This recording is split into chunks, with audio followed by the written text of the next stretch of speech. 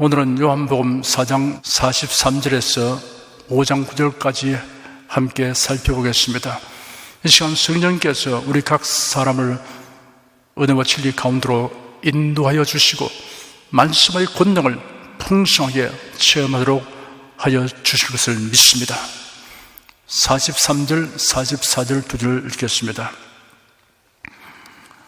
이틀을 지나며 예수께서 거기를 떠나 갈릴리로 가시며 친히 증거하시기를 선지자가 고향에서는 높임을 받지 못한다 하시고, 예수께서 사마리아 수가 마을 사람들의 간청에 의하여 이틀이나 머무시며 복음을 전하신 후 제자들과 함께 갈릴리를 향하여 발걸음을 옮겼습니다. 예수의 제자들은 수가 마을 사람들의 적극적이고 긍정적인 반응에 깊은 감명을 받았을 것입니다. 아마도 뜻밖이라는 이야기를 하였을 것 같습니다. 예수께서 친히 말씀하시기를 선지자가 고향에서는 높임을 받지 못한다 하였습니다. 이 말씀은 예수께서 고향 나사렛을 방문하였을 때는 나사렛 사람들이 수가 마을 사람들과는 아주 다른 반응을 보인 것으로서 입증이 되었습니다. 그리고 실제로 선지자들이 고향과 자기 나라 사람들로부터는 배척당한 사례가 있습니다. 예레미야 선지자는 고향 아스돗 사람들이 그를 죽이려고 위협하였습니다. 엘리야 선지자도 자기 백성에게 배척받았습니다. 하나님께서 그를 이방나라 시돈으로 가게 하였고 사렙다 과부의 집에서 3년여 세월을 보내게 하셨습니다. 사람들은 오래전에 가까이 지냈던 사람에 대하여는 많은 세월이 지났음에도 오래전 그 당시 그 사람의 모습에서 형성된 선입관으로 현재의 그 사람을 상대하는 경향이 있습니다. 40대 중반이 되고 사회에서 중견으로 활동하는 어떤 분이 거의 30년 만에 고향 방문을 하니 고향 노인들이 코 올리기 때의 그를 추하고 상대함으로 난처했다는 이야기를 들은 적이 있습니다. 세월이 지나면서 사람의 육체, 정신, 능력, 신분에는 현저한 변화가 생깁니다. 이러한 변화를 거쳐서 현실에 존재하는 사람을 상대한다는 것을 명심해야 합니다. 예수님의 경우는 아주 다른 차원에 속합니다. 예수님이 누구이신가 하는 것과 그의 탄생과 생애와 죽음과 부활에 관하여 선지자를 통하여 성경에 예언되어 있습니다. 성자 하나님께서 인생들을 구수하기 위하여 육신을 가진 사람들과 같이 되셨으며 사람의 모양으로 나타나신 것입니다. 나사렛 사람들뿐 아니라 유대인 모두가 그런 차원에서 예수님을 보았어야 합니다. 그런데 그들이 예수님을 사람 이상으로 인식하지 아니했기 때문에 홀대하고 배척하였던 것입니다. 45절 한 절 읽겠습니다. 갈릴리에 이르시매 갈릴리인들이 그를 영접하니 이런 자기들도 명절에 갔다가 예수께서 명절 중 예루살렘에서 하신 모든 일을 보았음이더라. 예수께서 갈릴리에 가시니 사람들이 예수님을 반갑게 영접하였습니다. 그 이유가 있습니다. 그들이 명절에 예루살렘에 올라갔다가 예수께서 행하신 일들을 목격하기 때문이었습니다. 백문불여일견입니다. 다른 사람을 통해 100번 듣는 것이 자신이 직접 한 번 보는 것보다 못하다는 말이 이런 경우를 두고 할 말입니다. 46절부터 53절까지 읽겠습니다.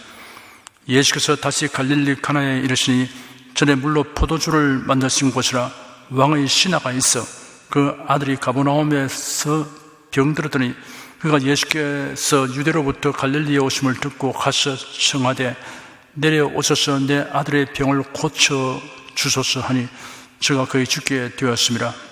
예수께서 가라사대 너희는 표적과 기사를 보지 못하면 도무지 믿지 아니하리라. 신하가 가로되 주여 내 아이가 죽기 전에 내려오소서. 예수께서 가라사대 가라 네 아들이 살았다 하신대 그 사람이 예수의 하신 말씀을 믿고 가더니 내려가는 길에서 그 종들이 오다가 만나서 아이가 살았다 하거늘 그 낫기 시작한 때를 물은 적 어제 제7시에 열기가 떨어졌나이다 하는지라. 아비가 예수께서 네 아들이 살았다 말씀하신 그때인 줄 알고 자기와 그 온 집이 다 믿으니라. 예수께서 갈릴리 가나로 가시는데 그곳은 예수께서 처음 이적을 행하신 곳입니다. 물로 포도주를 만드는 이적을 행하시던 곳입니다. 그 소문이 널리 퍼졌을 것이 틀림없습니다. 예수께서 유대에서 갈릴리로 오셨다는 소식을 왕의 신하가 듣고 예수님에게로 와서 가버나움으로 내려오셔서 자기 아들의 병을 고쳐주시기를 간청하였습니다. 그런 고위 관리인 것 같습니다. 예수께서 말씀하시기를 너희는 표적과 기사를 보지 못하면 도무지 믿지 아니할 것이다 하였습니다. 표적과 기사는 분명히 믿음을 가지는 데 도움을 줍니다. 다만 표적과 기사에 뿌리를 둔 믿음은 식어지고 사라질 성격을 가지고 있습니다. 그 신하가 예수님께 거듭 말하기를 주님, 저 아이가 죽기 전에 내려와 주소서 하였습니다. 아이가 죽음에 직면하여 있다는 사실을 강조하였습니다. 가나에서 가버나움까지는 34km가 되는 상당히 먼 거리입니다. 그러니 그가 예수님이 계신 가나까지 가는 동안 아이의 숨이 멎을 수도 있습니다. 예수께서 그에게 말씀하시기를 가라 네 아들이 살았다 하였습니다. 그 신하가 예수님의 말씀을 믿고 가버나움으로 내려가는 도중에 그의 종들을 만났습니다. 그 종들이 아이가 살았다고 말했습니다. 아이가 낫기 시작한 때를 물으니 어제 7시에 열이 사라졌습니다 라고 대답했습니다. 당시에 유대인은 해질 때부터 다음날 해질 때까지를 하루로 계산했습니다. 그들이 말하는 제7시는 지금 시각으로 오후 1시입니다. 그의 아버지가 시간을 계산해 보니 예수님이 자기에게 네 아들이 살 것이다 라고 말씀한 그때임을 알았습니다. 그래야 그와 온 집안이 예수님을 믿었습니다. 병든 아이의 아버지가 예수님에 대한 정보를 입수한 경로는 알려져 있지 않습니다. 가나의 혼인잔치에서 예수님이 기적을 행하신 사건에 관하여 들었거나 혹은 예루살렘에서 있었던 일을 직접 목격한 것 같습니다. 예수님이 가나에 가시다는 것을 알고 달려온 것입니다. 이 사람은 막연하지만 혹시나 하는 기대를 가지고 온 것이 아니었습니다. 그런 예수님에 대한 믿음을 가지고 온 것입니다. 그 믿음은 매우 훌륭하였습니다. 예수께서 하신 말씀을 그대로 믿었던 것입니다.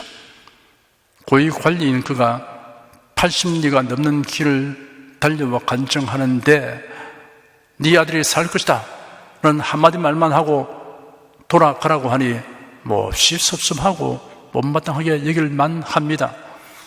그러나 이 사람은 두말하지 않고 순종하였습니다. 대단한 믿음의 소유자였습니다.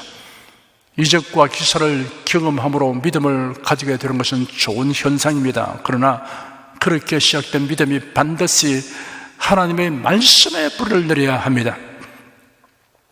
그래야 표적에 의존하지 않고 말씀에 의지하는 믿음이 되도록 전진해야 합니다. 54절 한 절 읽겠습니다. 이것은 예수께서 유대에서 갈릴리로 오신 후 행하신 두 번째 표적이니라.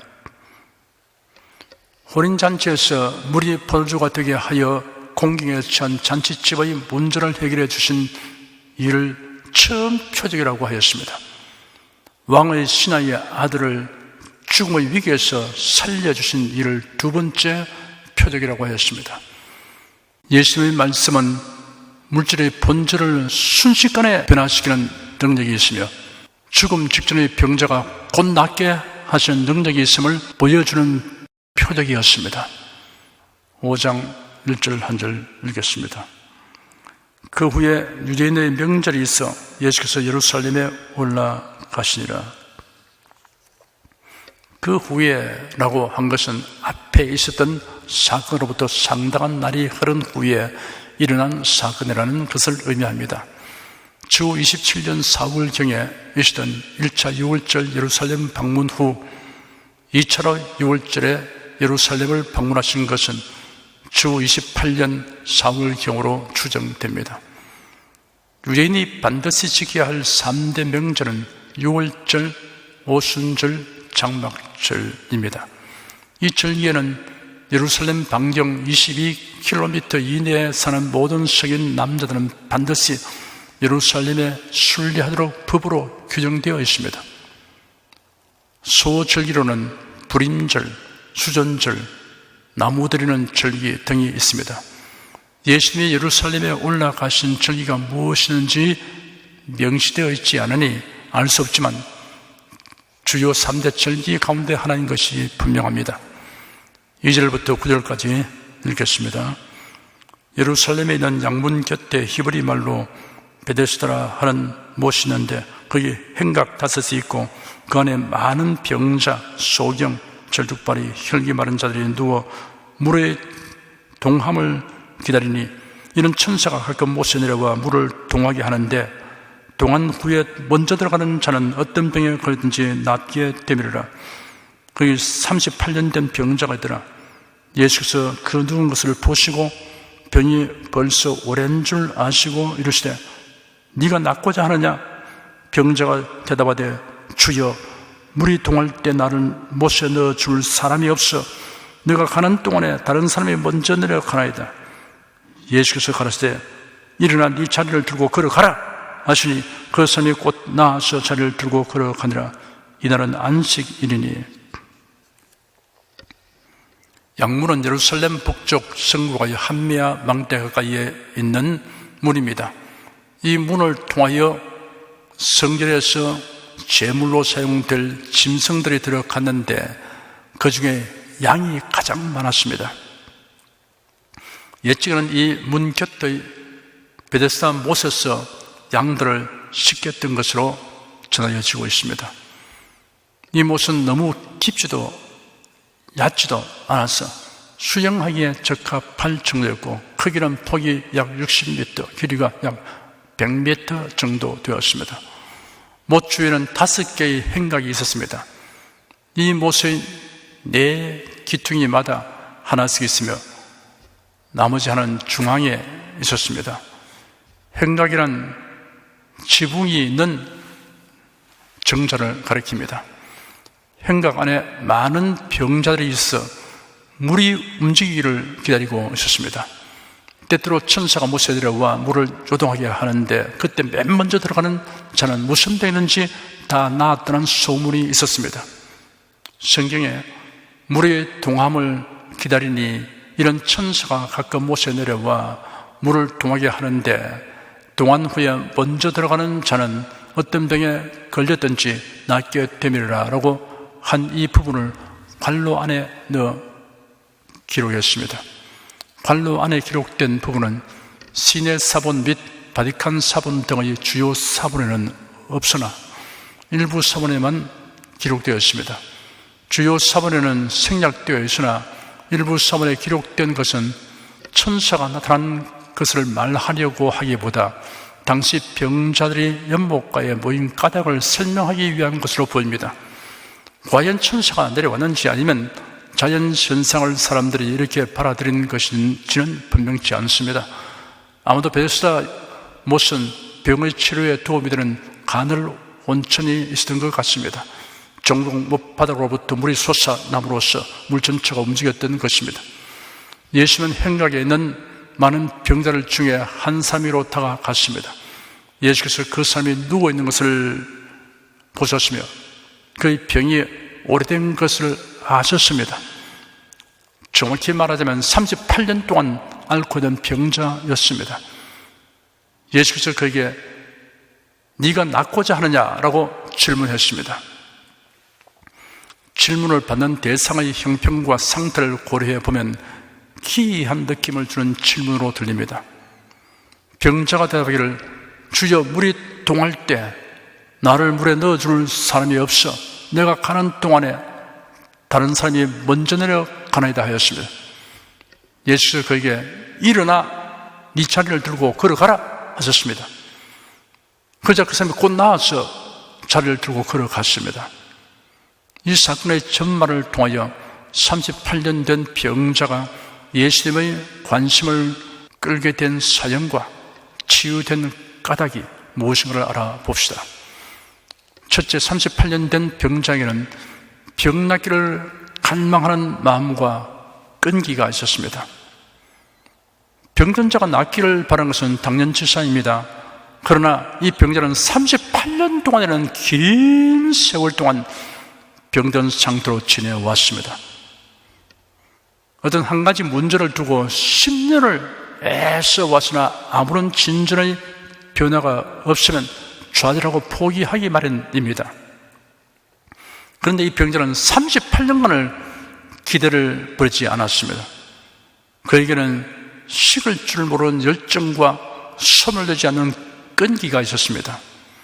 예수께서 그에게 네가 낫기를 원하느냐라는 질문을 하신 이유도 여기에 있습니다. 자신이 처한 상태가 개선되기를 원치 않는 사람들이 있습니다. 타인에게 동정받는 것을 즐기는 일종의 병적 자기 연민에 빠져있는 사람이 있습니다. 이런 사람들로부터 소외되고 관심의 대상에서 제외될 것을 두려워하는 소아병적 증상입니다. 혹은 자신의 상태가 호전되면 생활의 일선에 나서야 될 것을 두려워하여 다른 사람의 돌봄을 받는 편을 더 원하는 위축된 심리를 가진 자가 있습니다. 네가 낫고자 하느냐라는 질문이 육신의 문제가 아닌 영적인 문제에 관한 것일 때는 예, 낫기를 원합니다라고 흔쾌히 대답하지 아니할 사람들이 있습니다. 네가 죄사함을 받기 원하느냐? 네가 거룩하게 되기를 원하느냐? 네가 천국에 들어가기를 원하느냐라는 질문에 대하여는 여러 가지 반응이 있습니다. 묵묵부답인 사람이 있습니다. 관심 없다는 태도입니다. 죄, 영생, 천국 같은 단어 자체에 무관심합니다. 그것을 실제적인 것으로 여기지 않기 때문입니다. 이러한 질문에 대해 애매모호한 대답을 하는 사람이 있습니다.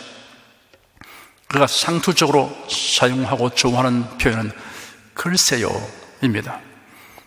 이러한 질문에 대해 불쾌하게 여기고 반박하거나 화를 벌컥 내는 사람이 있습니다. 쓸데없는 소리 그만하시오. 비싼 밥 먹고 할 짓이 없어 남을 성가시게 하고 다니는 거요? 라고 쏘아붙입니다. 이러한 질문에 대해 아니요 라고 단호하고 분명한 거부 의사를 표명하는 사람도 있습니다. 예수 그리스도로 말미암은 구원은 이를 원치 않는 사람에게는 결코 주어지지 않습니다. 값싼 구원이 아닙니다. 히브리서 2장 3절에 기록되기를 우리가 이같이 큰 구원을 등한히 여기면 어찌 피하리요 하였습니다. 심판과 형벌을 피할 수 없습니다. 네가 낫기를 원하느냐라는 질문을 받은 병자가 대답하기를 주여 물이 동할 때 나를 못에 넣어줄 사람이 없어 내가 가는 동안에 다른 사람이 먼저 내려가나이다 하였습니다.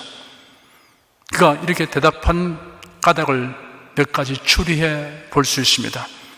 주님의 질문이 자기의 부주의와 태만에 대하여 지적하는 것으로 생각하는 경우입니다. 네가 정녕 낫고자 하였으면 이렇게 여러 해 동안 행각해서 무엇을 하느냐? 라는 물음으로 생각할 수 있습니다. 이러한 경우라면 주여 내가 낫고자 하는 갈망이 없어서 마냥 행각에 누워 있는 것이 아닙니다. 나는 몸을 제대로 가눌 수 없는 병자입니다. 별사 무엇이 동할 때 나를 그곳에 재빨리 넣어줄 사람이 없기 때문에 오늘까지 이대로 있는 것입니다. 라는 뜻이 그의 대답에 담겨 있다고 할 수 있습니다. 실제로 별사 모세의 물이 동하는 일이 가끔 있었을 것이고 이때 병자들이 서로 먼저 들어가려고 치열한 경쟁을 했을 것입니다. 그런 사지가 멀쩡한 사람들을 당해낼 수 없었습니다. 다른 경우를 생각해 볼 수 있습니다. 네가 낫고자 하느냐라는 물음이 내가 너를 도와줄까라는 호의에서 나온 질문으로 파악했을 경우입니다.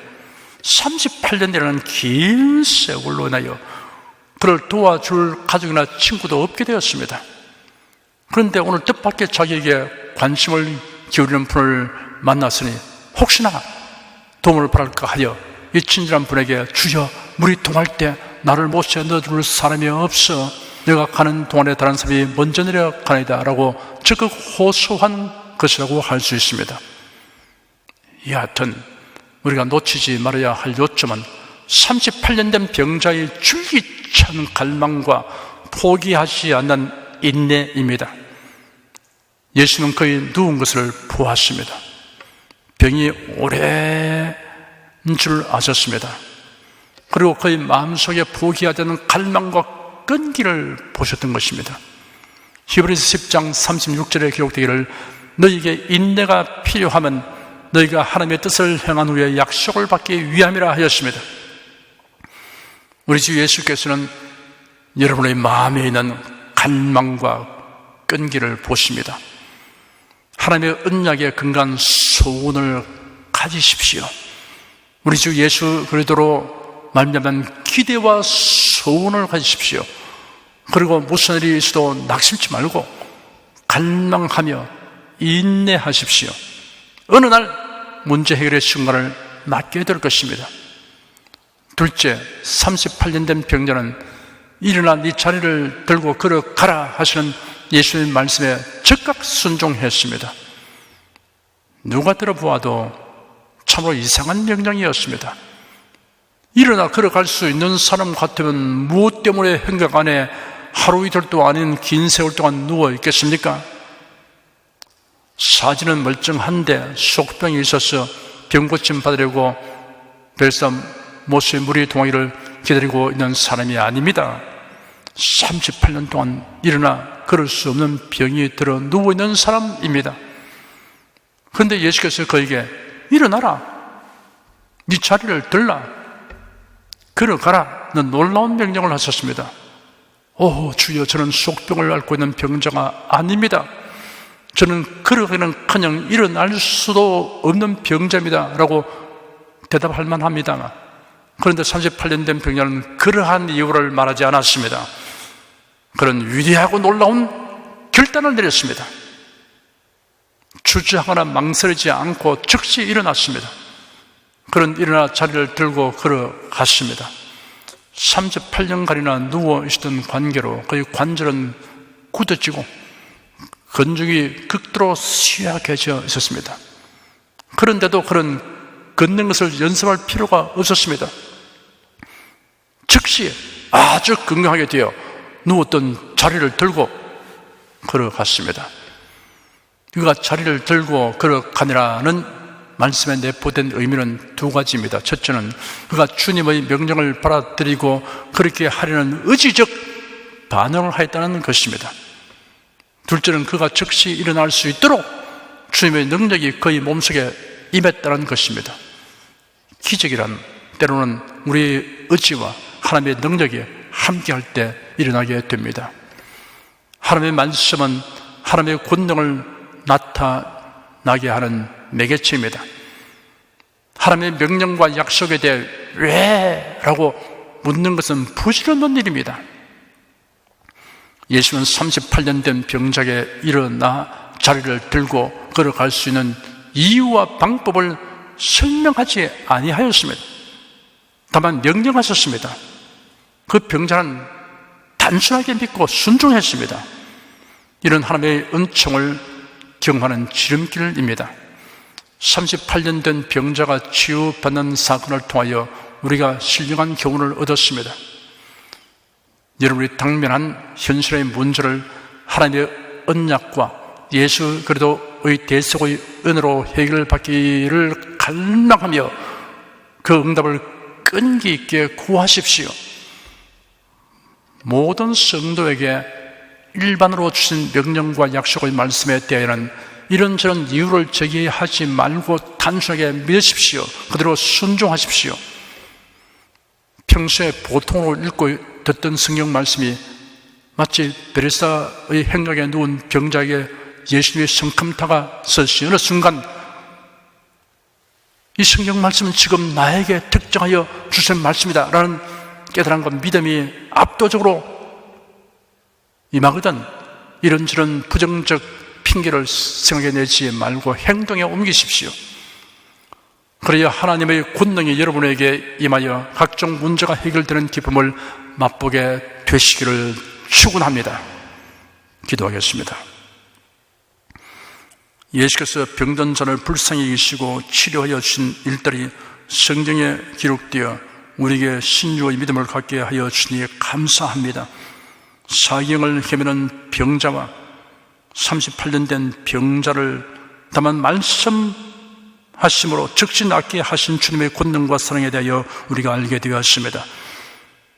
예수님이 이 땅에서 활동하시던 당시처럼 우리가 예수님을 찾아가 만날 수는 없어도 주님의 말씀이 성경에 기록되어 우리가 말씀을 통하여 주님의 권능을 체험할 수 있게 하여 주셨으니 감사드립니다. 우리가 예수님을 만나 말씀을 들으려고 찾아 헤맬 것이 없고 성경에 기록된 말씀에서 주님을 만나며 말씀의 권능을 체험할 수 있게 된 것을 감사드립니다. 예수 그리스도의 이름으로 기도드립니다. 아멘. 찬송가 408장 부르십시다.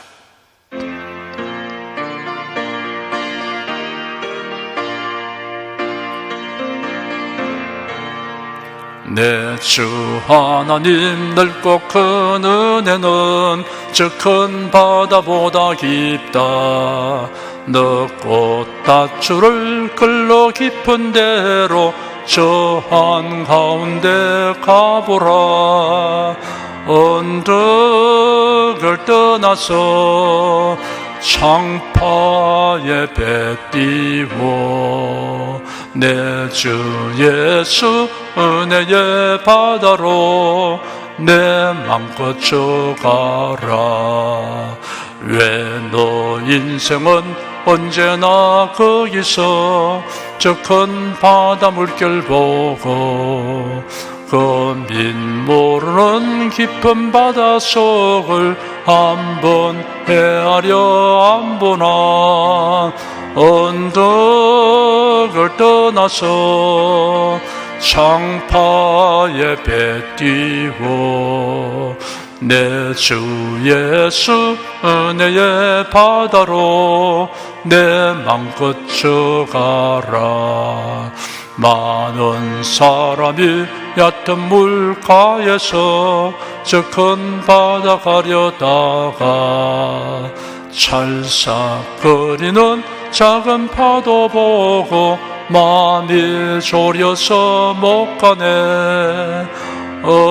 언덕을 떠나서 창파에 배 띄워 내 주 예수 은혜의 바다로 내 맘껏 져가라. 자 곧 가거라 이제 곧 가거라 저 큰 은혜 바다 향해. 자 곧 내 너를 저 깊은 데로 가라. 망망한 바다로 언덕을 떠나서 창파에 배 띄워 내 주 예수 은혜의 바다로 내 맘껏 져가라. 여러분 중에 그리스도인이 아니었으나 지금 하나님의 나라 백성이 되고 하나님의 자녀가 되기를 원하시는 분이나 혹은 지난날 교회에 다녔으나 그동안 신앙생활을 하지 아니하신 분은 지금 저를 따라서 신앙 고백 기도를 하시기 바랍니다. 성도 여러분은 자신의 신앙을 견고하게 하기 위해서 함께 기도하시기 바랍니다. 하나님 아버지, 저를 불러주니 감사합니다. 예수께서 십자가에 못 박혀 죽으시고 죽음에서 부활하심으로 저희 모든 죄를 사하여 주시고 저를 구원해 주시니 감사합니다.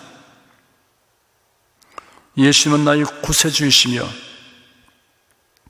하나님이시며 주님이심을 믿고 고백합니다. 하나님을 변함없이 경외하고 사랑하고 의지하며 살겠습니다. 힘써 복음을 전하며 살겠습니다. 예수님 이름으로 기도드립니다. 아멘. 여러분 가슴에 손을 얹으십시오. 우리 기도를 응답하시는 하나님을 앙망하시기 바랍니다.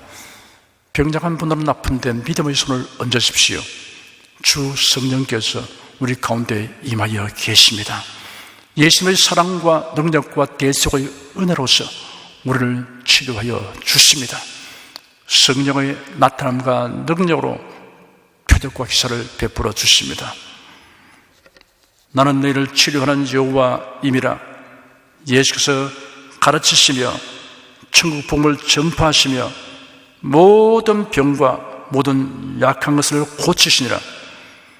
너희 중에 병든 자가 있느냐 위하여 기도할지니라. 믿음의 기도는 병든 자를 구원하리니 주께 스스로를 일으키시리라. 병 낫기를 위하여 서로 기도하라. 이러한 성경 말씀에 의거하여 우리가 하나님께 신유를 간구하오니 응답하여 주시옵소서.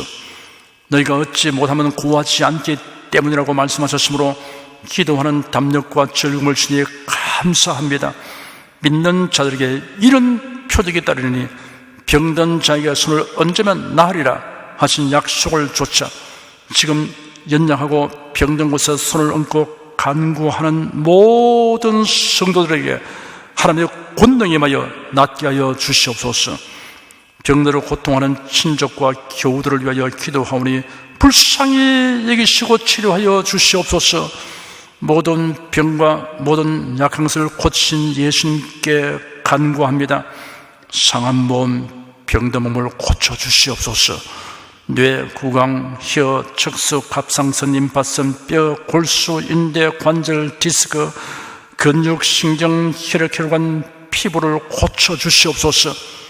시각기관, 청각기관, 심장, 호흡기, 소화기, 비뇨기, 기능이 완전하게 하여 주시옵소서.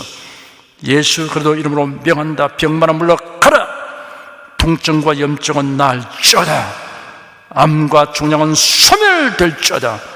각종 장애는 치유될지어다. 예수 그리스도 이름으로 명하노라. 지금 낫게 될지어다. 순식간에 나을지어다. 모든 병과 모든 약함은 치유될지어다. 병량의식은 제거되고 건강의식으로 충만하게 될지어다. 신유의 능력이 몸과 마음에 계속 머물러 있게 하여 주시옵소서. 몸과 마음이 마치 외양간에서 나온 송아지처럼 독수리가 날개치며 올라감같이 활기차게 하여 주시옵소서.